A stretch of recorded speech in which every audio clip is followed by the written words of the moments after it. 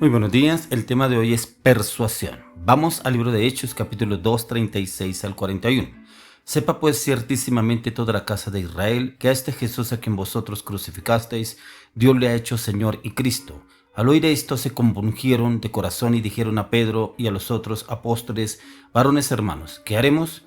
Pedro les dijo: arrepentíos y bautícese cada uno de vosotros en el nombre de Jesucristo para perdón de los pecados, y recibiréis el don del Espíritu Santo, porque para vosotros es la promesa, y para vuestros hijos, y para todos los que están lejos, para cuantos el Señor nuestro Dios llamare. Y con otras muchas palabras testificaba y les exhortaba diciendo: sed salvos de esta generación perversa. Persuasión. ¿Qué es persuasión? Tremendo e impactante cómo se levanta este apóstol Pedro y le predica a la multitud que acababa de recibir el Espíritu Santo. Dice que habían pardos, medos, habían de otras culturas en el aposento alto.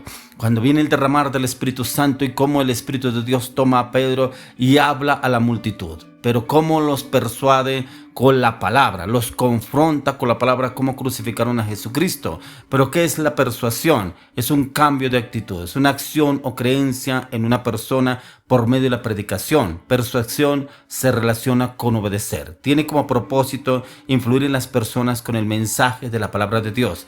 Es convencer con la predicación, con la palabra, con el conocimiento, con las verdades bíblicas para las necesidades del ser humano.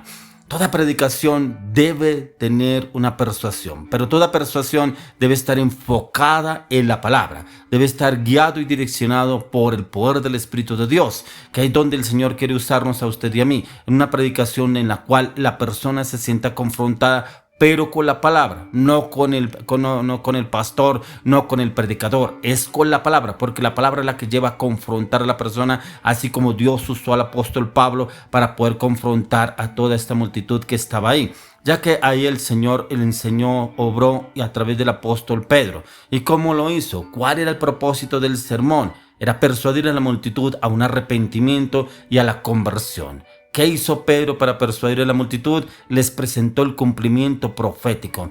Él se puso de pie, habló, alzó la voz, pero los confrontó y estableció una conexión viendo a la multitud, y se basó en el argumento, en la palabra de Dios, ya que él conocía las Escrituras y pudo dar a conocer lo que el Espíritu de Dios le traía a la mente a él. Pero ¿cuál fue su conclusión? Todos los sentimientos que él usó los confrontó a través de la multitud con la palabra. ¿Logró Pedro persuadir a la multitud? Claro que sí lo logró persuadir. Ellos dijeron: ¿qué haremos? ¿Cuál fue el llamamiento que hizo Pedro? Llamó a la gente a arrepentirse, a bautizarse para perdón de los pecados y a recibir el Espíritu de Dios. ¿Cuál fue el resultado de esa predicación en la cual Dios usó a Pedro? 5,000 personas se hicieron seguidoras de Jesús, recibieron la palabra, fueron bautizados, perseveraron en la doctrina, en la comunión unos con otros, en el partimiento del pan y en las oraciones. ¿Cómo es de impactante cómo el Señor usaba a Pedro para persuadir a la multitud con la palabra, con esa convicción, con esa firmeza y esa determinación en el poder del Espíritu de Dios? Ya que hay personas que pretenden persuadir a la multitud o a los oyentes con palabras humanas, con palabras de conocimiento humano, que pretenden persuadirla para que la persona haga lo que dice. Pero así hay personas, pero eso no es persuasión, se convierte en una manipulación, pero son tan astutos que logran persuadir a la gente para que hagan lo que la persona dice. Por eso hemos escuchado tantas personas que el pastor le dijo, que el pastor le habló, que no sé qué, pero ¿qué le habló Dios en la palabra? ¿Cómo lo confrontó el Señor? ¿Cuál fue la palabra que Dios le dio? ¿Qué le dice el Señor a través de las Escrituras?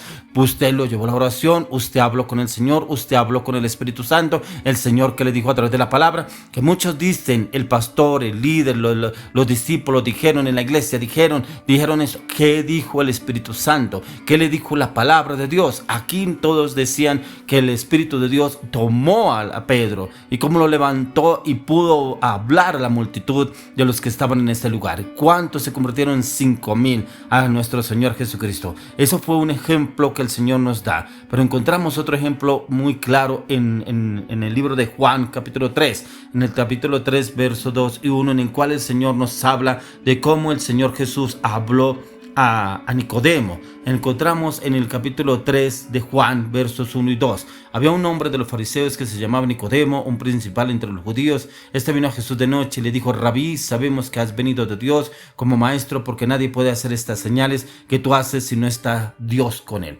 Ya que Nicodemo es persuadido, pero él no manifiesta un cambio. El Señor, él viene y le habla a nuestro Señor Jesucristo, pero él está a la expectativa. Él está esperando a ver qué le dice el Señor, a ver qué le habla el Señor respecto a lo que él decía. No había realmente una convicción en él. Estaba esperando a ver qué le decía el Señor respecto a lo que él hablaba. Pero lo encontramos en el capítulo de Juan, en el libro de Juan, capítulo 7, del 45 al 52. Los alguaciles vinieron a los principales sacerdotes y a los fariseos, y estos les dijeron: ¿por qué no le habéis traído? Los alguaciles respondieron: jamás hombre alguno ha hablado como este hombre. Entonces los fariseos le respondieron: ¿también vosotros habéis sido engañados? ¿Acaso ha creído en él alguno de los gobernantes o de los fariseos?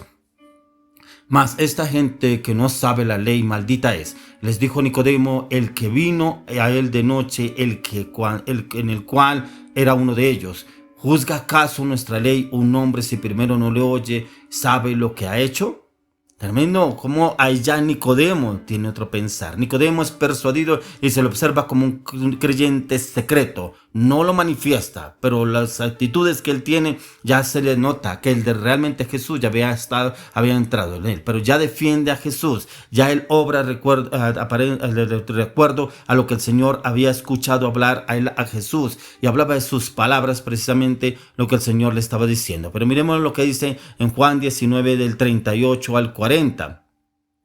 Ya que aquí el Señor habla, dice: después de todo esto, José de Arimatea, que era discípulo de Jesús, pero secretamente por miedo de los judíos, rogó a Pilato que le permitiese llevar el cuerpo de Jesús, y Pilato se lo concedió. Entonces vino y se llevó el cuerpo de Jesús. También Nicodemo, el que antes había visitado a Jesús de noche, vino trayendo un compuesto de mirra, de aloes y como 100 libras. Tomaron pues el cuerpo de Jesús y lo envolvieron en lienzos con especies aromáticas, según es costumbre sepultar entre los judíos. Vemos a un Nicodemo que es persuadido y ahora él manifiesta ese cambio de vida trayendo un compuesto de mirra, de aloes para Jesús. Ya este hombre prácticamente había sido persuadido por lo que él había escuchado de Jesús, pero ya mire todo el proceso que había tenido para llegar a tener esa persuasión y ese conocimiento. Pero mire que él ya no había duda, él ya no había esa incertidumbre, ya no había esa incredulidad como cuando conoció a Jesús. Aquí en esta palabra, lo último que leímos, ya había una convicción, una certeza en él. ¿Por qué? Porque la palabra, como dice la palabra de Dios,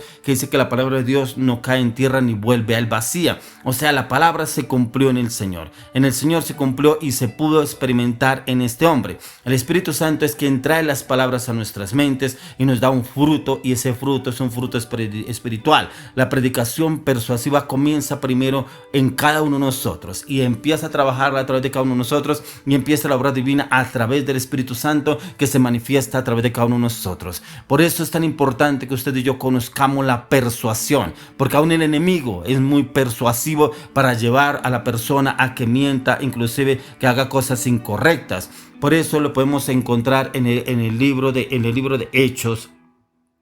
En el libro de Hechos capítulo 13, en el libro de Hechos capítulo 13, verso 43. Y aquí encontramos una respuesta. Miremos, dice: y después de la congregación, muchos de los judíos y de los prosélitos piadosos siguieron a Pablo y a Bernabé, quienes hablando les persuadían a que perseverasen en la gracia de Dios. Persuadía a los judíos y a griegos. Era como Dios usaba al apóstol Pablo, para que él persuadiera a los judíos, pero aún a través de la palabra, darles convicción, firmeza y determinación, que él persuadía a todos y cada uno de ellos acerca del reino de Dios, ya que esa predicación es guiada por el Espíritu Santo, el cual inspira a la persona a través de la palabra, el conocimiento de la palabra, y puede llevar a la persona a dar esa convicción y esa determinación en la persuasión. O sea, que en usted y en mí debe haber una persuasión dirigida por el Espíritu Santo, pero también con el conocimiento, el entendimiento de la palabra, para que usted y yo no seamos engañados con persuasiones falsas, con persuasiones de manipulación, con persuasiones que el enemigo quiere inclusive hacer caer a una persona firmes en la palabra, en el conocimiento de Dios. Hoy clamo, le oro, le pido al Señor que la persuasión en su vida y en mi vida